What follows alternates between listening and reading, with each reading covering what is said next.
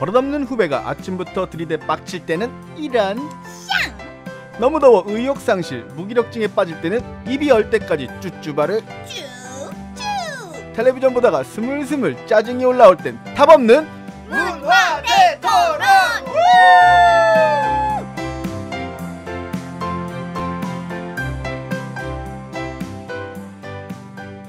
보고 느낀 것을 그대로 안주삼아 씻고 맛보고 즐기고 뜯어보고 그야말로 답없는 문화대토론입니다. 안녕하세요. 본격적으로 이야기를 시작하기 전에 자기 소개들을 좀 해주시죠. 먼저 완벽한 작품을 찾아 헤매는 하이에나 최 작가님 나오셨습니다. 네, 안녕하십니까. 언제나 최고의 작품이란 먹잇감을 찾아 문화 콘텐츠라는 사막을 어슬렁거리는 하이에나 작가입니다. 안녕하십니까. 반갑습니다, 최 작가님.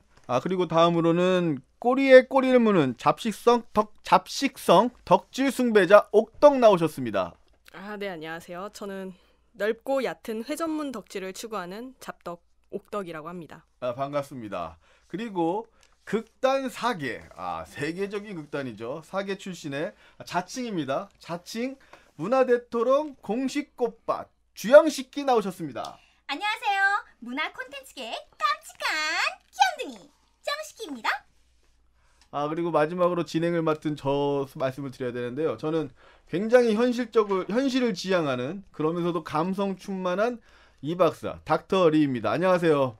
먼저 최 작가님의 요즘 근황이 조금 변화가 있으시다고요. 네. 옥수동 타이거즈 이후에 요번에 새로 또 이제 조만간에 출간을 앞두고 계시다고 하는데 요번에는 우수 출판 콘텐츠 제작 지원 사업에 선정이 되셨다고요. 네. 축하드립니다. 네, 감사합니다. 광고를 조금 해주시죠. 본인 작품 요번에 이제 11월 전에는 나올 건데 어떤 작품이죠? 이번에 그 제작 지원 사업에 선정된 작품은요. 카페 아스가드라는 이름의 장편 소설입니다. 8명의 손님이 시간을 자유자재로 넘나들 수 있는 신비로운 카페인 아스가르드에서 자신의 과거 혹은 미래를 만나면서 잃었던 사랑이나 꿈을 되찾는다는 내용을 담은 판타지 소설입니다. 이번 작품에서는 특이하게 피카레스크라는 독특한 구성을 취하였는데요. 11월에 자음과 몸이란 출판사에서 출간되어 독자 여러분들을 찾아갈 예정입니다. 광고 미리 준비해 오셨네요. 네. 광고 제가 하라고 아까 말씀드려서 그랬던 건가? 그러면 피카레스크식 구성이라는 게 되게 유식한 말 같아요. 어떤 네. 거죠? 기존의 일반 소설은 한 명의 주인공이 이야기를 끌고 나가는 방식인 반면에 피카레스크는 한 명의 주인공이 하나의 에피소드를 담당하고 그 에피소드가 여러 개 모여 하나의 작품을 이룬다는 구성을 담고 있는 게 바로 피카레스크 구성 소설입니다.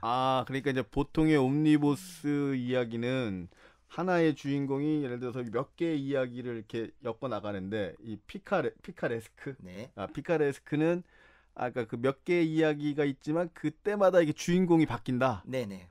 그러면 단편집들인 거잖아요. 이 단편들 아닌가? 이게 또 다른 양식으로 옴니버스란 또 구성의 소설이 있는데요. 이제 옴니버스는 이제 하나의 거대한 주제 아래 여러 명의 인물이 여러 장소에서 이야기를 벌이는 거고요. 저는 아까 말씀드렸듯이 카페 아스가르드라는 공간에서 여러 명의 인물들이 벌이는 얘기들을 그리고 있습니다. 무슨 얘기인지 알겠어요. 그러니까 한 공간에서 벌어지는 일이지만 매번 공간만 같을 뿐 이야기는 다르고 주인공도 다르다. 네네. 옆에서 저기 옥덕께서는 되게 감동을 하면서 듣고 계십니다. 저 질문이 있습니다. 네, 질문이요. 아스가르드가 뭔가요? 네, 아스가르드란 이제 북유럽 신화에 나오는 신들이 사는 이제 거주지를 말하는데요. 혹시 여러분들 토르라는 영화 보셨으면 거기 이제 오딘이랑 토르랑 프리가가 사는 그곳이 바로 아스가르드라는 곳입니다. 토르가 사는 곳. 네네. 그럼 주인공이 신화 우주인가? 주인공들이에요? 그건 아니고요. 아스가르드라는 카페에서 파는 메뉴가 북유럽 신화에 나오는 신들의 이름을 붙였습니다. 커피는 노르넨, 맥주는 토르, 어렵다. 와플은 프레이야, 이런 식의. 어떻게 지원에 선정됐지? 이렇게 어렵다. 학술선데? 아닙니다. 어쨌든 이제 약간 여러분들 혹시 심야 식당이라는 일본 드라마 보면은 이제 그 메뉴에 담긴 이제 주인공들의 얘기가 그려지고 있는데요. 이 작품도 약간 그것처럼 주인공이 시킨 메뉴에 담긴 이야기들을 그리고 있는 소설입니다. 광고가 길긴 했지만 이게 사람이 이게 듣다 보니까 이렇게 쏠깃해진다라는 게 뭐냐면 듣다 보니까 사실 넘어가고 궁금해지네요. 네. 꼭 사서 보겠습니다. 네. 11월 달에 부탁드리겠습니다. 절찬리 판매 중은 아니고 아직은. 네, 아닙니다. 네. 인쇄는 됐어요, 인쇄는? 지금 그 원고 수정 작업에. 수정 작업에? 네. 수정은 조금 쉽게 해주세요. 네, 조금 알겠습니다. 쉽게 재밌게 예. 부탁드립니다. 잘 준비된 광고 잘 들으셨습니다. 그럼 이제 본격적으로 이 문화대 토론을 시작을 해볼 건데 시작하기 전에 먼저 우리 이게 처음 녹음이잖아요. 들으시는 분들한테 이 문화대 토론이 뭔가, 이게 뭐 시사 토론 혹은 백분 토론하고 뭐가 다른가 조금 설명을 좀 드려야 될 것 같은데요.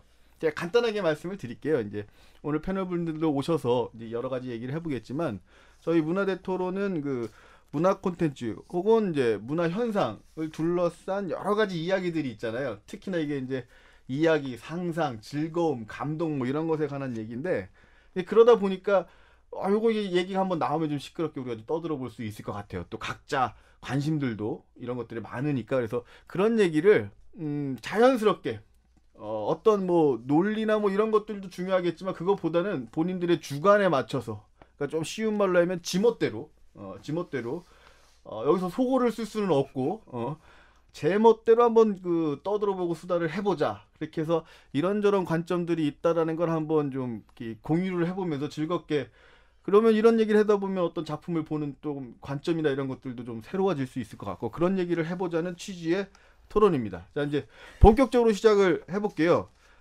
사실 문화 콘텐츠 범위가 굉장히 넓죠. 뭐 종류도 다양하고 한데, 그래서 이제 첫 번째 얘기를 어떻게 시작할까 고민을 좀 저희가 하긴 했는데, 지금 지난번에 얘기하다 보니까 여기 계신 분들 전부 드라마에 대해서는 굉장히 그 매력을 느끼시는 것 같아요.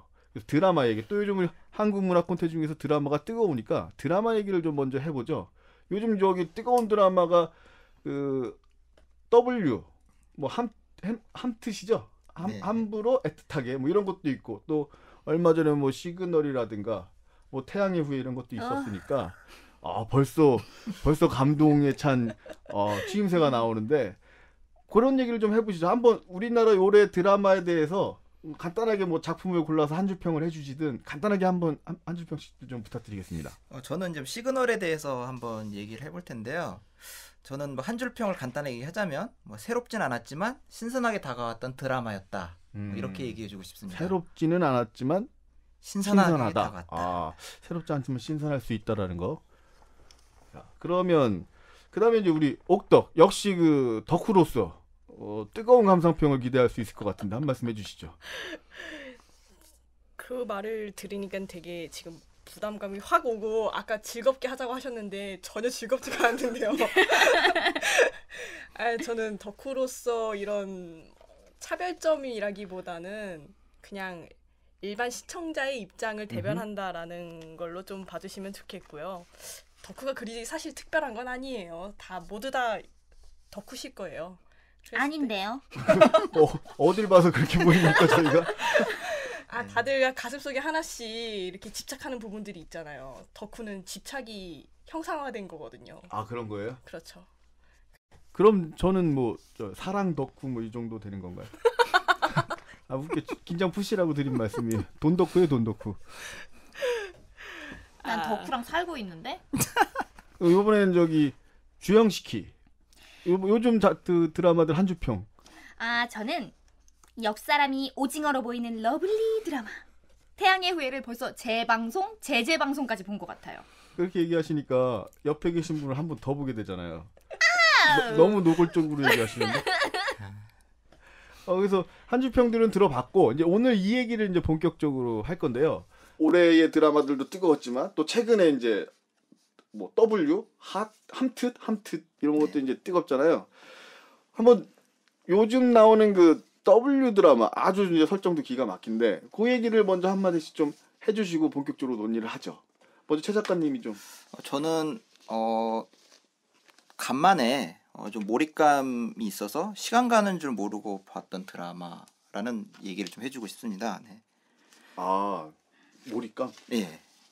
근데 이거는 아마 모든 드라마를 보시는 분들은 다 몰입감 얘기는 하실 거예요. 네. 그만큼 시간 가는 줄 모른다? 뭐 약간 그런 흡입력을 주는 드라마인 건 맞는 것 같고요. 네. 전 그래서 그렇게 얘기해주고 싶습니다. 몰입감 있게 보고 있는 드라마다. 네. 옥덕께서도 보시나요? 네, 저도 최근에 딱 보는 유일한 드라마이긴 하는데, 저도 최 작가님 의견에 좀 동의하는 게 그 몰입감이라는 게 저는 그 첫인상이 약간 시그널 처음 봤을 때 느낌이랑 비슷했어요. 그러니까 이게 말이 안 되는데 훅 빨려 들어가는 그게 굉장히 강하더라고요. 그래서 아직 지금 저희가 녹화하는 이 시간까지 6회까지가 방영이 됐는데 5회까지밖에 못 보긴 했는데 5회가 특히 좀 되게 몰입이 잘 됐던 것 같아요. 특히나. 근데 이게 참 어려운 얘기예요. 그 드라마의 설정 자체가 몰입이나 뭐 현실감 이런 것하고는 참 처음 볼 때는 뭐 졌다위가 뭐 이렇게 얘기할 수도 있을 정도의 설정인데 두 분 다 같은 의견을 갖고 계시군요. 우리 주영식께서는 전 어제 처음 봤거든요. 그런데 저는 몰입이 잘 안 됐던 것 같아요. 그러니까 몰입이 안 됐다라기보다는 사실 이해가 되지 않았고 제 취향인 남자 배우가 나오지 않아서 더 몰입하지 못했다는 이유도 있지만 여튼 좀 어렵다라는 생각도 들고 어딜 자꾸 왔다 갔다 하더라고요. 그래서 저는 그 맥락 없음이 진짜 맥락이 없게 느껴져서 근데 저만 그러네요. 아니 근데 그 부분은 저도 좀 동의를 해요. 한 회나 두 회 정도를 놓치면 누군가에게 이제 친한 사람한테 듣잖아요 그 얘기를. 근데 이게 되게 스토리를 전달해주는 사람도 그렇고 듣는 사람도 그렇고 이게 이해하기 잘 어려워요. 그러니까 이게 직접 보지 않으면 누구에게 이렇게 이런 내용이야라고 듣기가 되게 어려운 구성이라 그러면서도 그게 그 시청률이 나오고 이런다라는 게 참 독특하다라는 건데 네. 좀 구체적으로 이 설정의 설득력 이런 거는 어디서 온다고 보십니까? 그건 저부터 말씀을 드리면 예. 맥락 없는 게 맥락이에요. 그건 맞는 말이에요. 이분들이 왜 이러지? 그건 맞는 말이에요. 맥락 없는 게 맥락이에요, 정말. 뭐지 불교신자지? 아니 근데 그 사실 송재정 작가님의 이전 작품들도 보면은 뭐 나인 같은 경우가 대표적인 타임슬립 드라마인데 거기에서는 뚜렷한 법칙이 있긴 했었잖아요. 뭐 향을 피웠을 때 뭐 그 향을 피운 사람이 과거로 돌아가고 뚜렷한 법칙이 있긴 한데 사실 이 W는 그 현실 세계랑 가상 세계를 오가는 정확한 매개체는 없기는 하잖아요. 뭐 진짜 그러면서 주인공은 계속 맥락 타령만 하고 그렇기 때문에 저는 맥락 자체가 이 드라마를 꾸려가는 원동력이라고 생각을 했거든요. 그리고 네, 계속 말씀하세요. 네네. 그리고 이게 좀 작가가 평소에 갖고 있던 질문을 이런 식으로 드러내는 게 아닌가. 근데 작가가 굉장히 발상 자체가 과감한 것 같아요. 작가 입장에서. 근데 저도 약간 맥락 없는 게 그게 포인트라고 한 게 맞는 것 같고 이제 왜 그러냐면은 이제 그 어쨌든 드라마라는 그 세계는 아까 거기 이제 그 W라는 드라마에서는 이제 만화 웹툰이라는 드라마 어째 스토리로 이루어진 세계잖아요. 근데 스토리는 세계에서는 반드시 뭔가 인과관계가 있어야 되고 이렇게 해야 되는데 주인공 강철에게 이제 맥락 없는 일들이 이제 벌어지면서 그걸 해결해 나가는 과정을 이제 그리고 있습니다. 근데 이게 우리 인간 세상도 사실은 인과관계만으로 이렇게 돌아가는 게 아니거든요. 정말 이제 맥락 없이 돌아가는 게 있긴 있어요. 근데 이제 그래서 저도 가끔은 이제 재미난 발상으로 이제 그런 생각을 합니다. 과연 우리 지금 이것도 어떤 작가나 신이 이렇게 좀 연출하고 있는 게 아닌가 이런 생각을 하고 있어요. 그래서 가끔 왜 갑자기 뜬금없이 이런 일이 생기지? 왜 저런 일이 생기지? 이런 게 있는데 그걸 이번에 이제 작가가 약간 이제 웹툰이라는 세계를 통해서 만화의 세계를 통해서 오히려 우리 세계를 약간 빗대어서 좀 얘기해 주는 게 아닌가 이런 생각을 많이 하게 되었거든요. 그러니까 이 맥락 없음이 현실 세계에서 우리에게도 느껴질 수 있는 뭐 그런 걸 약간 은유나 풍자 이런 거 하는 게 아닌가 생각을 들고요. 근데 자꾸 우리는 그 안에서 뭔가 자꾸 맥락을 찾으려고 그러죠. 사실은 맞아요. 그렇게 접근하면 안 되는데 익숙하기 때문에 네. 사고 구조가 이제 인과관계가 있어야 된다고 하니까 네.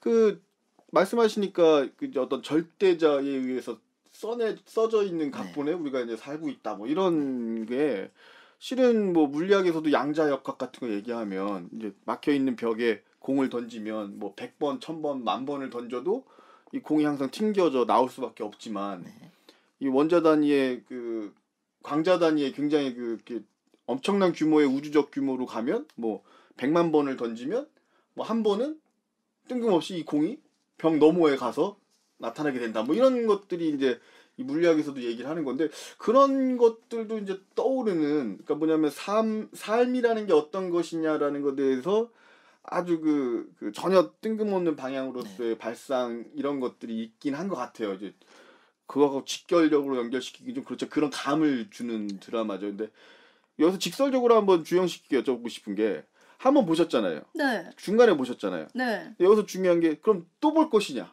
안 보죠. 대놓고 그러시는 안 볼 것 같아요. 망설입니다도 아니고. 왜냐면 저는 그냥 정말 일반 시청자로서 그 리모컨을 딱 잡고 TV를 보고 있을 때 지루하면 채널을 돌리게 된단 말이에요. 그렇죠. 그런데 우선 이해가 안 가니까 다른 채널을 보게 되는 거죠. 그럼 근데 뭐 보셨어요? 뭐지? 저기 함트? 네. 를 봤는데 그것 또한 약간 사실 요즘에 논란이 많이 되고 있잖아요. 그 태양의 후예의 후광을 업고 시작했지만 뭐 역전당했다 뭐 이런 말도 있고 근데 또 그건 정말 이게 뼈난 스토리가 사람을 약간 지루하게 하는 약간 그런 것도 있고 예. 네, 그래서 계속 돌렸던 것 같아요. 어제도 지그시 보지 못하고 보다가 다른 거 돌렸다가 다시 다른 거 돌렸다가 다른 거 돌렸다가 그러니까 이제 예를 들어서 함뜻이든 W든 중간에 어떻게 들어가는 시청자 입장에서는 네. 이렇게 확 들어가기가 네. 좀 어렵고 난감했다라는 어떤 그런 네, 얘기가 약간, 되는 거네요. 네, 좀 그랬어요. 근데 지금 이제 얘기하셔서 얘기가 나왔지만 그렇잖아도 함부로 애틋하게와 그 W의 이제 대결 구도 같은 것들이 언론에 보도가 되기도 하고 그래요 요즘. 네. 게다가 이제 뭐 주인공 남녀 주인공의 이제 스타성이라든가 이런 것들도 그렇고 이제 동시간대에 하고 있는 거라서 요거에 대한 어떤 가벼운 어떤 추천률 역전에 대한 논의들이 좀 있었죠. 최 작가님 좀 소개 좀 해주실까요? 그러니까 함부로 애틋하게가 원래는 이전에 이제 국수의 시인이라는 드라마를 했었잖아요. 근데 원래는 사실 그 시간대 그 기간에 하려고 했었던 거예요. 그러니까 바로 태양의 후예가 끝나자마자 바로 그 뒤에 뒷받쳐서 함부로 애틋하게 2연타를 치겠다라는 생각을 했었던 건데 그런 걸 알고 계세요? 예, 기사에 다 나와. 추측은 아니시고? 아니 기사에 다 나와. 기사에 나와 있습니다. 중간에 국수의 신이. 근데 그게 이제 함부로 애틋하게 아주 제작 기간이 좀 딜레이가 되면서 이제 국수의 신이라는 이제 드라마를 끼어들 수밖에 없었는데 그러면서 약간 흥행성에서도 약간 좀 텀이 들어가서 약간 좀 식어버린 감도 없지 않고요.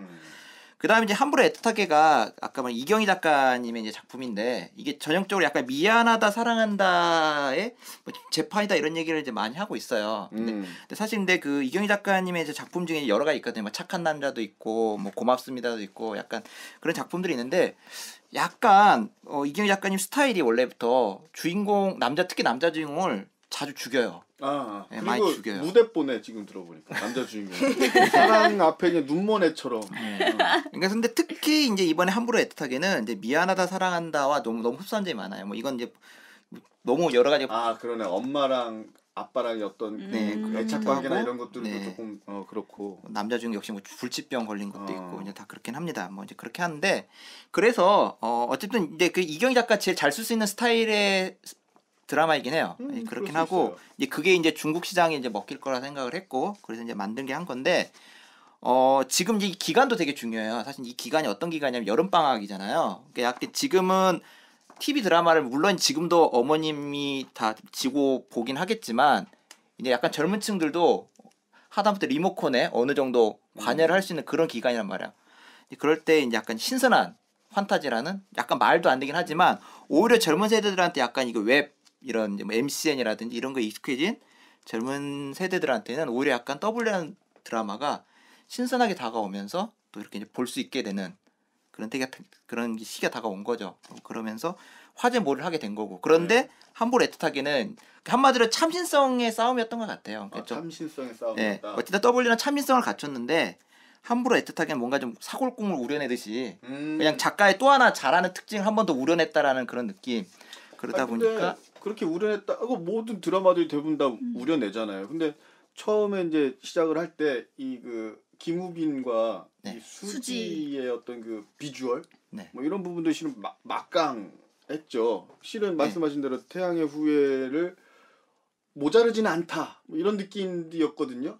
근데 최근에 이제 W가 나오면서 이제 대결 구도에서 약간 역전 뭐 이런 거에 대해서 이제 뭐 신중 뭐랄까 아주 무겁거나 그러진 않지만 이제 논쟁도 살짝 좀 있는 것 같아요. 이 부분에 대해서 누가 좀 브리핑을 좀 해주시죠. 그 드라마라는 게 사실은 그냥 플랫폼이라든지 그런 게 되게 중요하잖아요. 근데 저는 굉장히 단순하게 누가 나오느냐도 굉장히 중요한 요소라고 생각하거든요. 그런데 이제 저는 이제 여자 주인공 같은 경우는 그 함부로 애틋하게에는 수지가 나오고 W에는 한효주가 나오잖아요. 이름만 들어도 그렇다. 그런데 수지 같은 경우는 제가 봤을 때 연기력이 굉장히 많이 좋아졌어요. 좋아졌어요. 네, 네. 엄청 좋아졌는데 그럼에도 불구하고 아직까지 연기 논란이 있더라고요. 신문이나 이렇게 뉴스 같은 걸 보니까. 근데 한효주 같은 경우도 그 어떤 사건들이 있었잖아요. 드라마 나오기 전에. 그래서 굉장히 네거티브한 시선들이 많았고 그래서 수지나 한효주나 여자들은 여자의 적이니까 굉장히 많은 적들을 이제 보유하고 있는 상태였는데 조금 더 적이 적은 쪽이 지금은 한효주가 아닐까라는 생각이 좀 들어요. 그래서 W를 많이 보는 하나의 요건이라고 해야 되나? 그런 것도 있는 것 시청률이 같아요. 좀 역전이 되는 경우가 보였죠 지금? 네. 저 사회 차이가 나는데 일단 함부로 애틋하게가 한 TNES 기준으로 했을 때 어렵다. 발음이 너무 오늘 어렵네요. 어려운 거 많이 나오는데 똑똑해질 것 같아요. 아까 카페 아스파라거스? 아스가르드. 네. 이렇게 깨알 광고를 12% 정도로 이렇게 출발을 했는데 서울 기준으로 예. 근데 그게 지금 10회까지 했거든요. 함부로 애틋하게는. 근데 지금 7% 정도로 떨어진 상태고 반대로 4회 차이가 나서 이제 함부로 애틋하게가 4회까지 하고 그 다음에 5회부터 맞물렸을 때 그때부터는 이제 또 W가 한 비슷하게 11% 뭐 이렇게 시작을 했다가 지금은 한 15, 16%로 올라간 많이 상태죠. 올라갔네요. 네, 그래서 이 드라마에서 추이가 바뀐 상태죠. 15까지 나오면 꽤 많이 나오는 수지 않습니까? 옛날 여로 이런 거 있어요. 전 세대가 달라서 모르겠습니다. 저도 얘기만 들었어요. 전설적인 얘기만 들었어요. 60%뭐 이렇게 나오는. 저 모래시계. 모래시계는 아실 거 아니에요. 모래시계. 동네가 다 한산한. 들어는 봤죠. 나도 들어만 봤어요.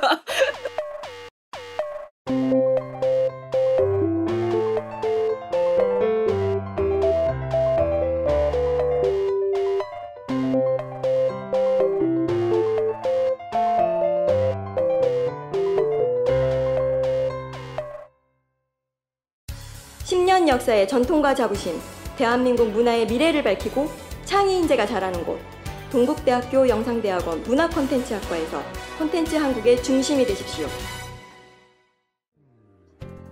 어느덧 10년이 되었습니다.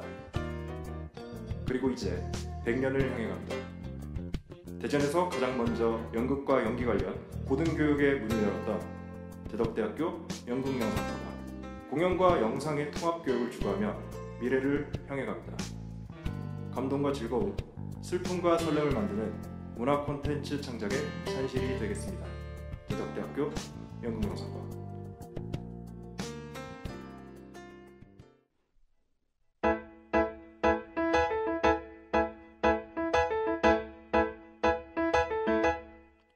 옥덕이 드라마 보는 방법. 난 이런 게 궁금하더라.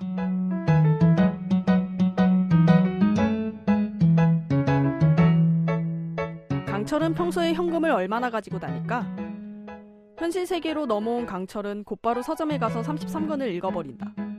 지갑에 있던 카드는 쓸모가 없었을 테고 만화책 한 권의 가격은 평균 5,000원. 그러면 총 16만 5천원. 강철의 지갑에는 최소 17만 원이 있었다라는 얘기가 되는 거고 조금 더 생각해보면 강철은 회사 대표니까 10만 원 수표나 5만 원권을 가지고 다닌다라는 얘기. 결국 평균 20만 원 이상은 지갑에 넣어 다닌다는 결론. 하지만 사실 이 씬을 보면서 제일 들었던 의문은 빛이 된 책을 막 뜯어서 보는데 왜 아무도 제재를 안 하지? 알고 보니 강철이 현금 결제한 장면이 편집되었다고. 헐, 찍었던 거였어. 근데 왜 뺀 거야? 강철의 감정이입 중인 시청자들의 입장에서는 자기가 주인공인 만화를 자기가 돈을 주고 본다는 의미에서 그 짠함이 더 이어질 수 있는 부분이 사라진 것에 대해 아쉬웠다는 팬심을 전하며 이상 옥덕의 드라마 보는 방법 난 이런 게 궁금하더라 였습니다.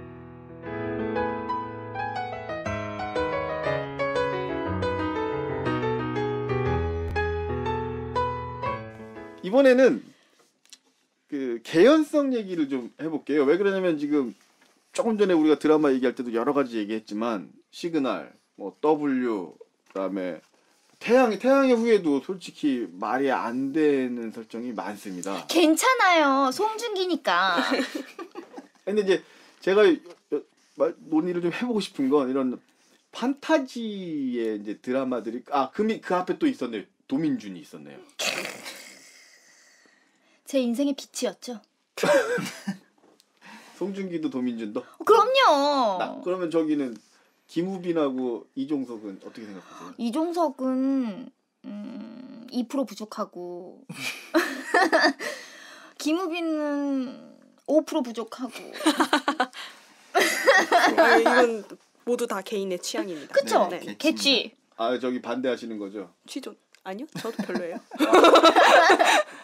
아무튼 이제 개연성 얘기를 좀 해봤으면 좋겠어요. 이 판타지 드라마들이 말도 안 되는 설정이지만 아까 W의 몰입감 얘기하시고 새롭지 않지만 신선하다라는 얘기도 하셨는데 어떻게 생각하세요? 이 말도 안 되는 설정들에 사람들이 왜 매력을 느끼는 걸까요? 너무 어렵구나 이거. 아니에요. 그게 저 같은 경우는 그냥 정말 심플하게 남주가 잘생기면 보거든요. 외계인이면 어때요? 도민준인데. 그쵸? 동의하세요, 들? 아니 정말 개연성이 떨어지면 어때? 김지원이 나오잖아요. 그거는 맞아요. 그 나이에 그 계급에 그런 정도의 직급을 가지고 있는 군인은 없잖아요. 군인을 안 했지. 근데 은근히 설득력 있네요. 네, 이해는 가요. 지금.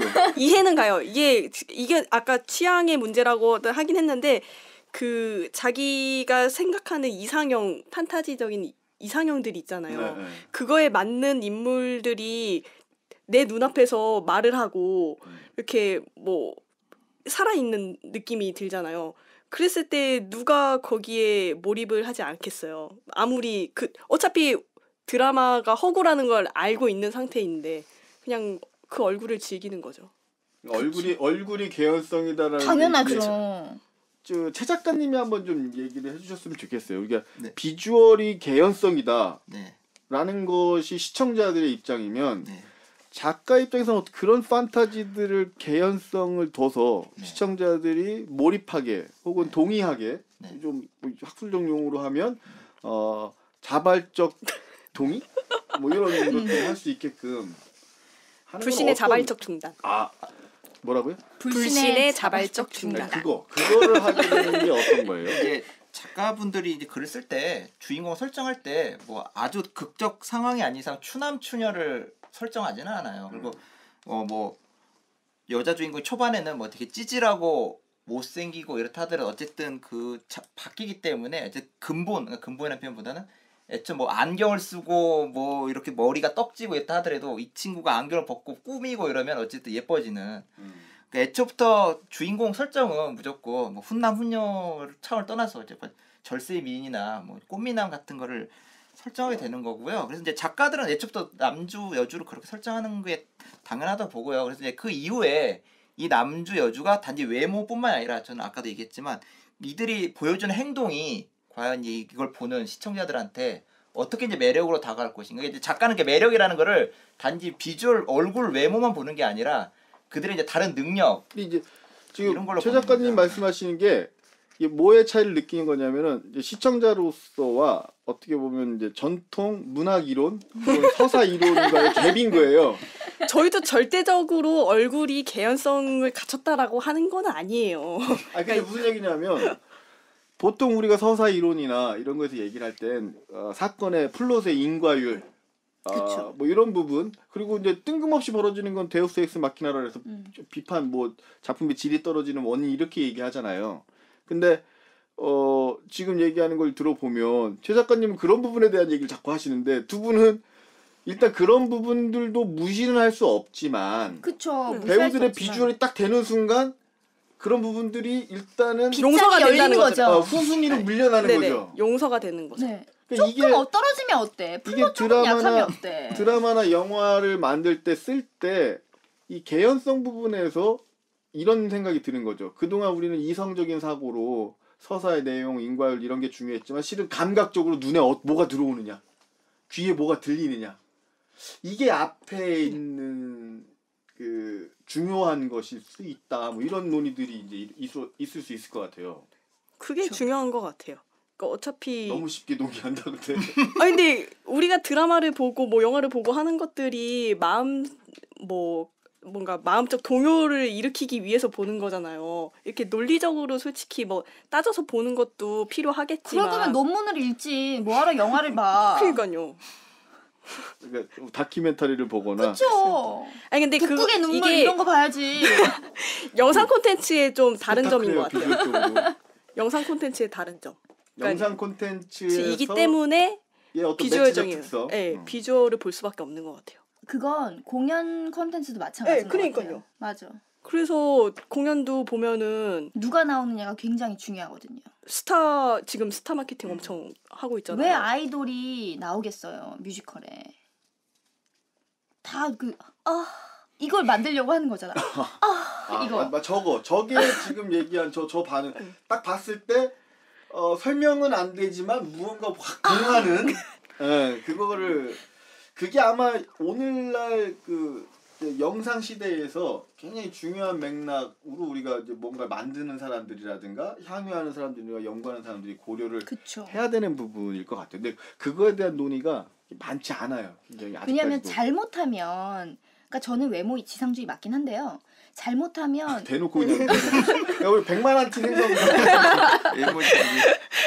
기왕이면 잘생긴 게 좋잖아요. 근데 그걸 그렇지 않다라고 굳이 얘기하는 것보다 난 잘생기고 난 예쁜 사람이 좋아. 태양의 후예 볼 때도 전 송중기를 보고 저와 함께 살고 있는 그분은 김지현 씨를 봤거든요.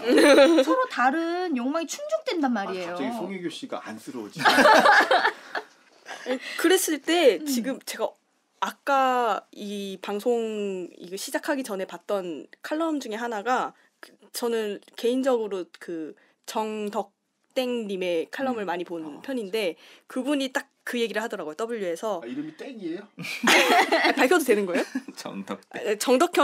칼럼니스트가 하신 말이 그 W를 놓고 작가와 시청자의 욕망 관계 싸움을 보여주는 것 같다. 그러니까 왜 우리는 그러니까 지금 계속 말이 안 된다고 하고 있잖아요. 말도 안 되고 그 W가 지금 전개도 확 빨라졌고 뭐 지금 어제 이틀 동안만 뭐 몇 명이 죽었다 살아났다가 뭐 난리가 났잖아요. 그랬을 때 이거 그리고 한효주라는 그 거기에서 갑자기 이름이 생각이 안 나는데 배역 이름이 연주 오연주라는 인물이 자기의 욕망을 어떻게 보면 충족시키기 위해서 그 강철을 살려내잖아요. 스포해도 되는 거요? 얘기해도 되죠. 스포를 아세요? 아니요. 그러니까 지금 괜찮아요. 보셨겠죠? 뭐? 저 안 볼 거예요. 얘기하세요. 지금 아직 그거 네, 안 보신 이미 분들 방송 다 됐는데 스포야. 너무 덕후 진짜 너무한다. 너무 덕내 나나요? 아무튼 네. 이미 방송 다 됐네요. 나 어제 봤어. 뭔 스포야. 안 보신 분이 있을 수 있잖아요. 뭐 괜찮아. 다 네네. 얘기해.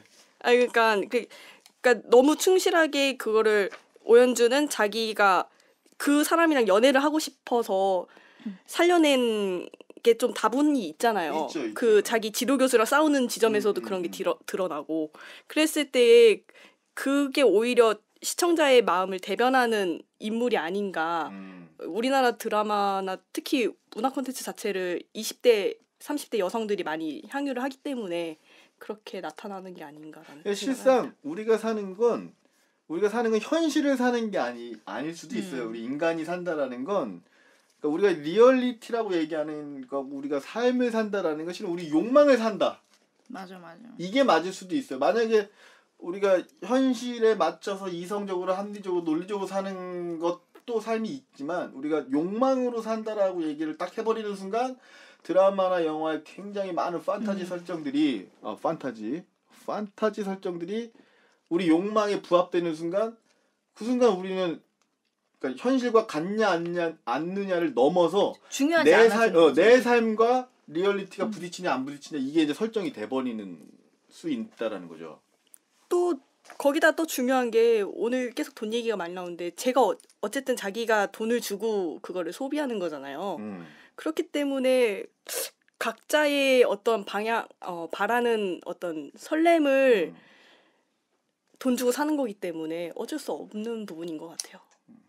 아마 이 개연성에서 그 정서라는 부분, 판타지라는 부분, 특히 우리나라 그 콘텐츠에서 많이 나오고 있는 것이라 이게 참 논란거리도 있지만 궁금도 하고 앞으로 이 판타지 드라마들이 또 어떤 설정을 갖고 올지 이제 예를 들면 뭐 우리 저기 허리우드 블록버스터가 이제 뭐 해일도 갖고 오고 지진도 갖고 오고 뭐 이제 행성도 갖고 오고 뭐 이런 것처럼 우리나라 판타지의 설정도 지금 좀 흥미진진하고 이제 다른 나라들하고 좀 다르게 사랑과 얽혀있는 어떤 판타지 드라마의 설정들이 앞으로 우리나라도 또 어디까지 갈지. 근데 이게 궁금하지만 그럼 또 하나 궁금한 게 중국의 검열과 어떻게 부딪힐지 중요하죠. 요것들도 한번 좀 앞으로 좀 흥미진진하게 지켜볼 이야기입니다.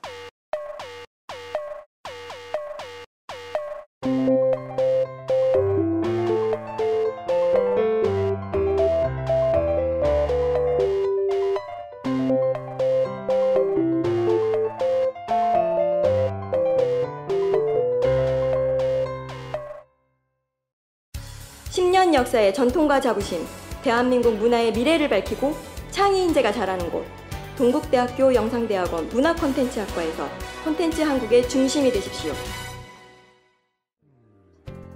어느덧 10년이 되었습니다. 그리고 이제 100년을 향해 갑니다.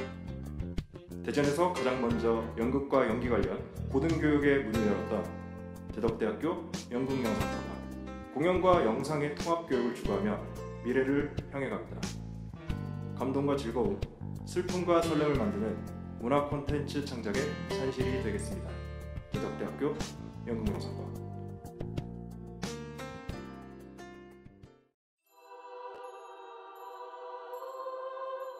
우리나라 남성 평균 결혼 나이 32세, 평균 연애 횟수 4.3회.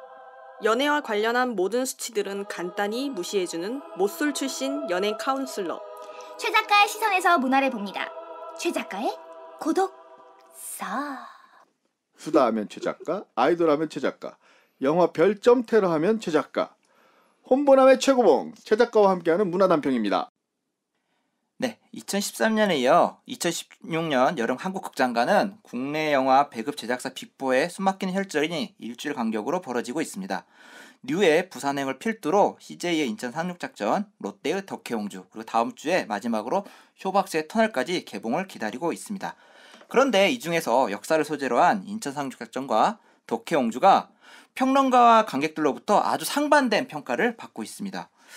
평론가들로부터는 인천 상륙작전과 덕혜옹주가 아주 쓴소리를 듣는 반면에 관객들은 오랜만에 나온 한국형 블록버스터, 그리고 또 잘 만든 한국형 신파영화란 등등등으로 많은 사람들이 인기를 함몰 받고 있는데요.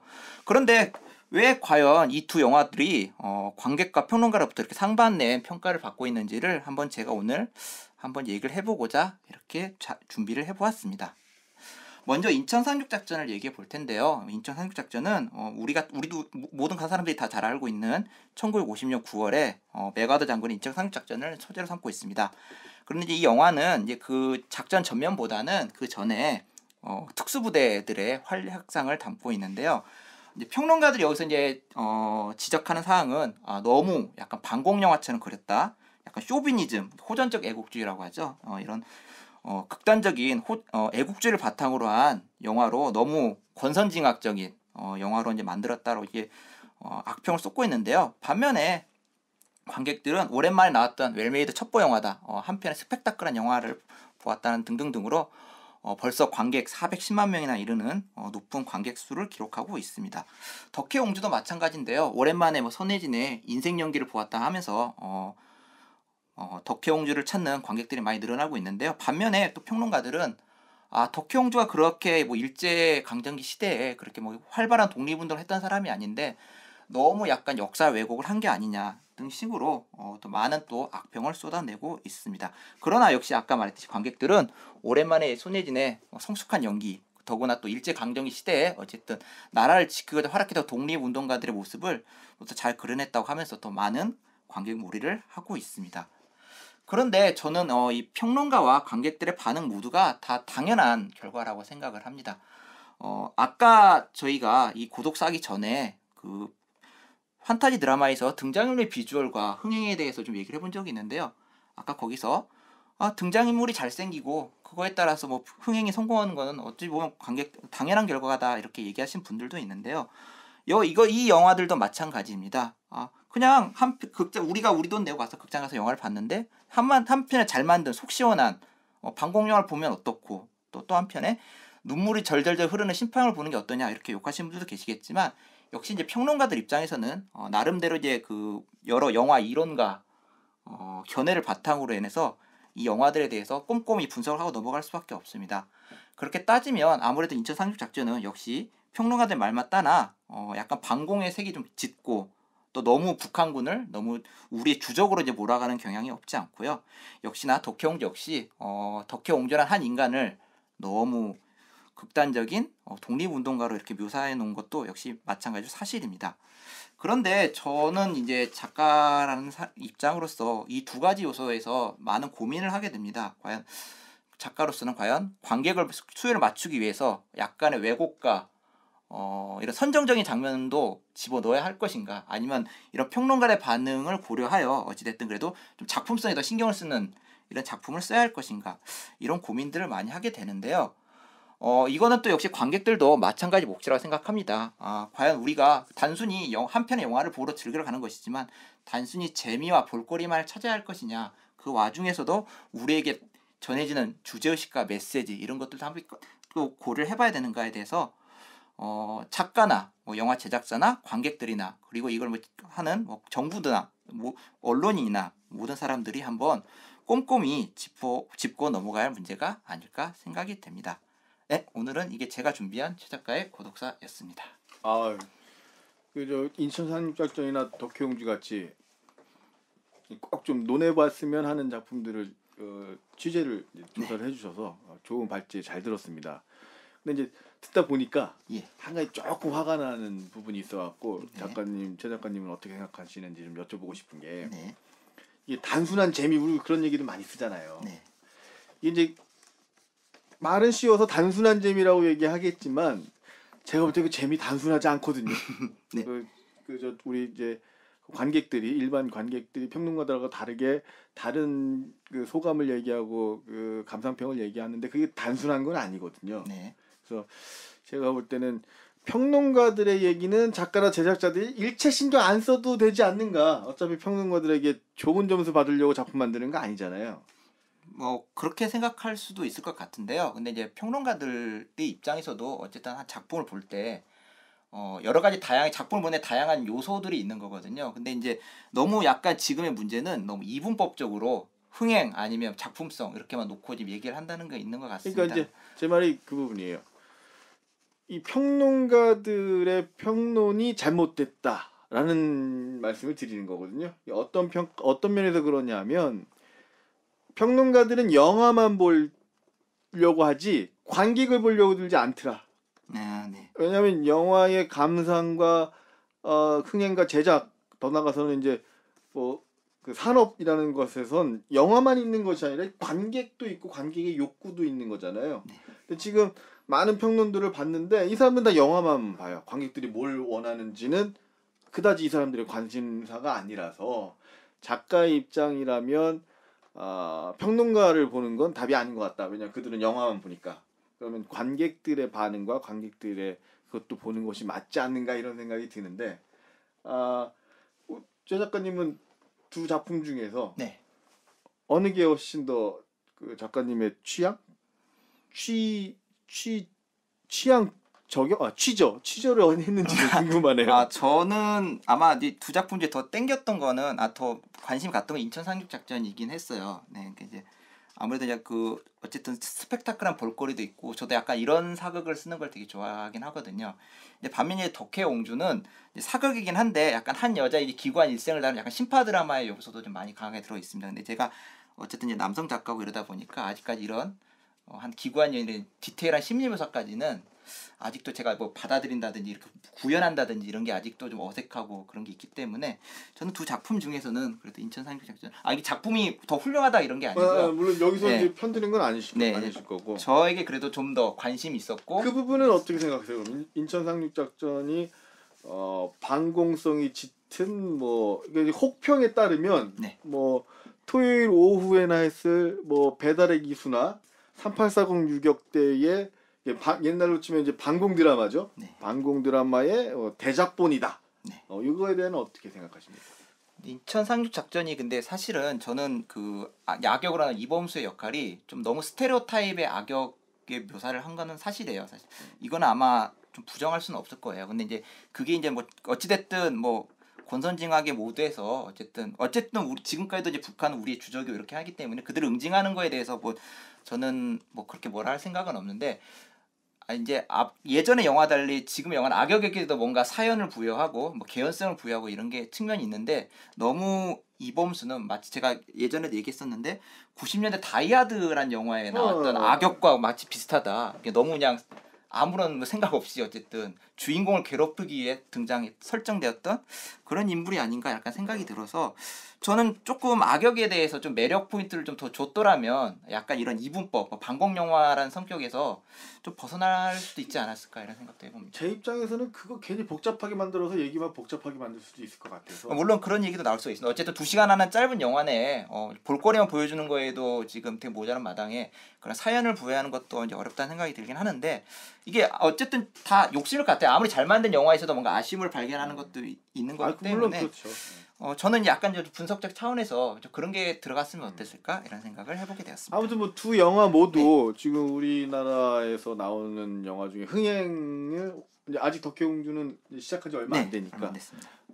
제가 볼 땐 공을 안 들인 작품들도 아니고 예. 뭐 그 선택의 몫은 우리 이제 관객들한테 네. 있겠죠. 아무튼 오늘 준비해 주셔서 고맙습니다.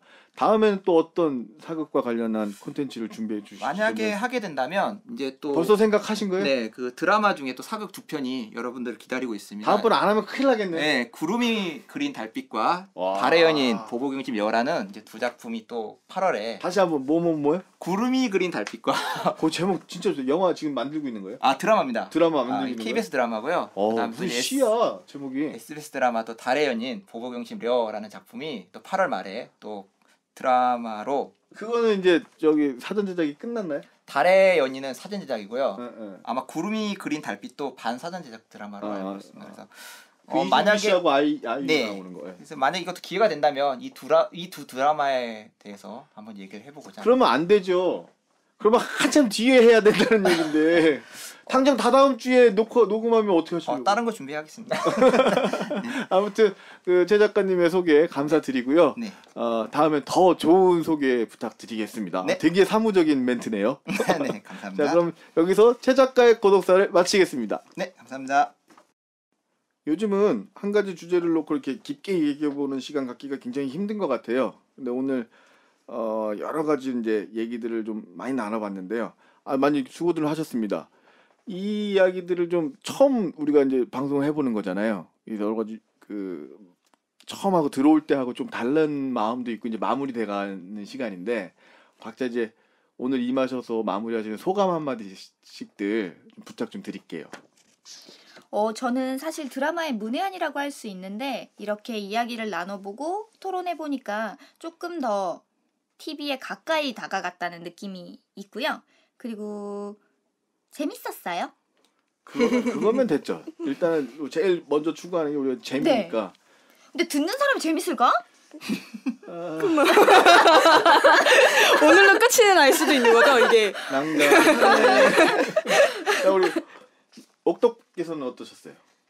뭐 사실 저도 처음에는 엄청 긴장되고 했는데 이게 앞에서 말씀하신 것처럼 이렇게 계속 얘기를 좀 자연스럽게 하다 보니까 이게 내재된 덕심이 이렇게 쭉 올라오면서 이게 원래 사실 제 기준에서 보면은 깊게 얘기한 거는 아니거든요. 이게 그러다 보니까 좀 아쉬운 마음도 들고 그래서 다음에 꼭 해야겠다. 네, 꼭 깊은 얘기를 좀 들어보고 싶습니다. 마음 내면 깊숙한. 그리고 제가 많은 그 덕후분들을 좀 모욕한 것 같아가지고 속상하세요? 네 너무 그거 뭐 알아서 감당하시고 그거는 우리까지 사후 조치까지는 안 해드립니다. 자, 죄송합니다. 우리 최 작가님 어떠셨어요? 저도 해보고 싶었던 방송 이렇게 오랜만에 하게 돼서 되게 뜻깊고 보람있고 저는 이게 계속 이어져서 계속 하고 싶어요. 돈이 나오고 안 나오고 방송이 좋아서 네, 저는 좋습니다. 출판 콘텐츠 거기에서 나오는 거고 힘들어요. 초심이 여전히 유지가 되고 있군요. 해보고 싶어서 왔고 끝나는데 해보고 싶다. 목소리가 좀 느끼하고 이상하지만 이 목소리를 누군가 듣고 아니에요. 멋있어요. 아니 맞아요. 네 계속 하고 싶습니다. 네. 아이고 이렇게 좀 길지만 긴 얘기, 길다 생각하면 긴 얘기, 짧다 생각하면 짧은 얘기인데 아까 얘기하신 것처럼 아주 다 못한 얘기가 있어갖고 아쉽기도 하고 어쨌든 오늘 저희들이 이게 준비한 수다는 요 정도까지 마칠 것 같습니다. 지금까지 여러 시청자들께서 혹시 들어주시고 계실지 모르겠지만 재미가 이미 중간에 낚은 거 있으셨으면 좋겠지만 이렇게 들어주셔서 끝까지 들어주셔서 감사합니다. 오늘 여기서 저희들 수다는 다 마칠 거고요. 지금까지 프로듀서의 최혜경, 출연의 최 작가, 주영식기, 옥덕, 엔지니어 이보광, 이승지, 편집 김항재, 음향 김지훈, 음악의 조울이었습니다. 들어주셔서 고맙습니다.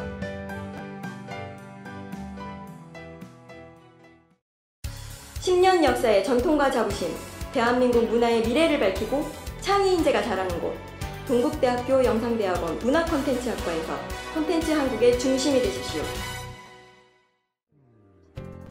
어느덧 10년이 되었습니다.